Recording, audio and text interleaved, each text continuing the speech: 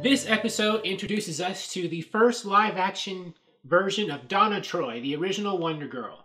And although she does definitely take up a lot of this episode, they do set aside a portion of screen time to advance the overall Titans plot. So this was more of, I guess, a balanced episode than other episodes that have introduced other characters. Like the Doom Patrol episode, the Doom Patrol pretty much took up the whole, focus of that episode. Hawk and Dove, for the most part, took up the whole episode.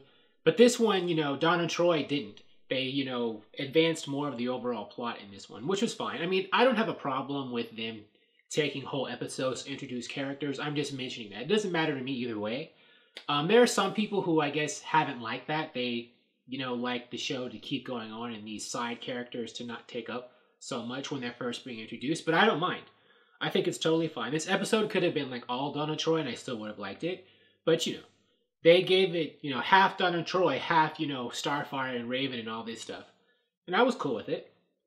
But let's start with Donna Troy. It was cool in the beginning when they did that flashback, with young Dick Grayson and young Donna Troy in Wayne Manor.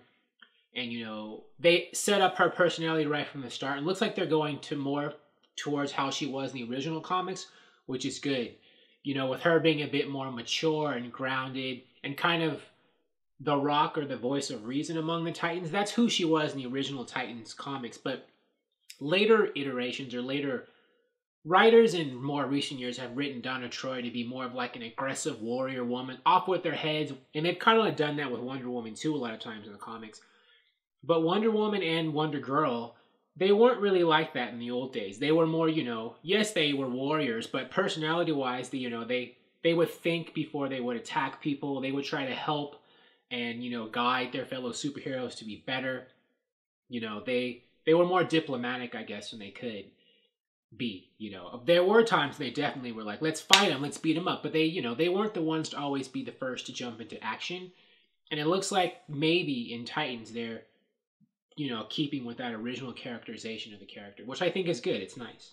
They also referenced later on in the episode when she was talking to, Dick, later on, after they had that encounter with the poachers and they were back at Donna Troy's apartment or loft or house or whatever, she referenced, when Wonder Woman found me in the fire and that kind of stuff. They're also, being true to her original origin where in the comics, Donna Troy was an orphan whom Wonder Woman rescued in the fire and, took her back to Paradise Island to be raised by the Amazons. There were other things they put onto Donna Troy's origin after that with all these Titans of Myth and stuff. So I'm not sure. I don't know where they're going to go with Donna Troy in the show because I'm sure we're going to see her again. If they're just going to stick with that original simpler origin with her being an orphan who was rescued in the fire. Donna Troy's origin has gone through a lot of different stuff. So we'll see in the future what they do with her with Titans. But for now, it seems like they're sticking with her original core origin, which is nice. And in that same conversation she had with Robin in her apartment, he does mention that being Robin isn't enough and that, but not being Robin isn't enough too. So this is the start of his journey to becoming Nightwing. Although technically that journey might have started last episode because we saw his Robin costume being burned up in the fire last episode. So, he's already decided he's leaving Robin behind and he will evolve probably before the end of this season into Nightwing and have a new Nightwing type costume. Whether it'll be next episode or the following episode or whatever, we'll see. I think there's 3 or 4 more episodes before the season's over, so it's going to be pretty soon. When Beast Boy talks to Starfire on the train, he mentions, that, it's the aftermath of him killing that guy in the asylum, when he morphed into the tiger in the last episode.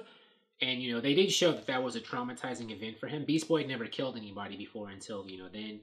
And now he's still dealing with that and talking to Starfire, who has a lot of experience killing people. So I guess she's the best person to talk to. He mentions that when he turns into animals, it's like something else takes over. The more bestial side. So it does look like, as I suspected last episode, that is the direction they're going with the Beast Boy character. Am I man? Am I beast? When I turn into animals, who's in control? Is it, the human part of me or the animal part? Which is kind of a departure from the comics. In the comics, in most of his appearances, Beast Boy didn't seem to have any trouble. Turning into animals was like nothing on him psychologically. He was perfectly fine. He would think the same way, do the same things, as a human person. He would just be like in an insect or a bird or a tiger's body. There was never really any mental, issues with him doing it. I know later on in later Titan storylines, they did try to give him some of those problems to kind of, I guess, make the character more darker and more like psychologically conflicted, because they felt that would be a bit more exciting in the story. But in the original Titans comics and in the old Doom Patrol comics, Beast Boy, you know, he never struggled with those issues at all. Starfire has memory flashbacks, and she's starting to remember when, you know, she was in like an escape pod in space. And I think it's a callback to her very first appearance in the old Teen Titans comics when she was in a spaceship. I think she was escaping to Earth in space from an escape pod because she was fleeing these aliens called the Gordanians who, you know, were trying to, like, you know, hurt her and her planet. And, you know, that's how she crashed on Earth. And I'm wondering if that's the plot line they're going to stick with her in the comics. You know, the Gordanians and stuff like that, whom we haven't met yet.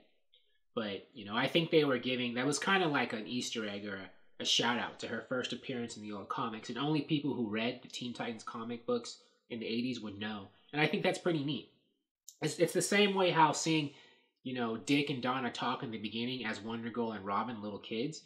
That's kind of something that only, like, for the most part, people who read the old 80s Teen Titans comics, or the 70s ones actually, would really appreciate, which is cool. It's a nice nod.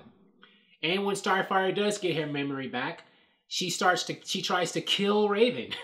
So, what a cliffhanger, right? Stay tuned, right? But just for those of you who know, the whole linking Starfire and Raven's origins, that's something new for the show. In the comics, Starfire and Raven didn't have anything to do with each other that I remember. Not their origins. They had two completely different things going on.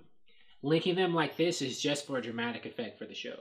So where this goes, who knows? There's no comic book to reference for us to predict. So we're just going to have to find out next week. Thank you for watching. If you like this video, please like it on YouTube and subscribe to the channel because I appreciate your viewership, and I'll talk to you soon. Bye.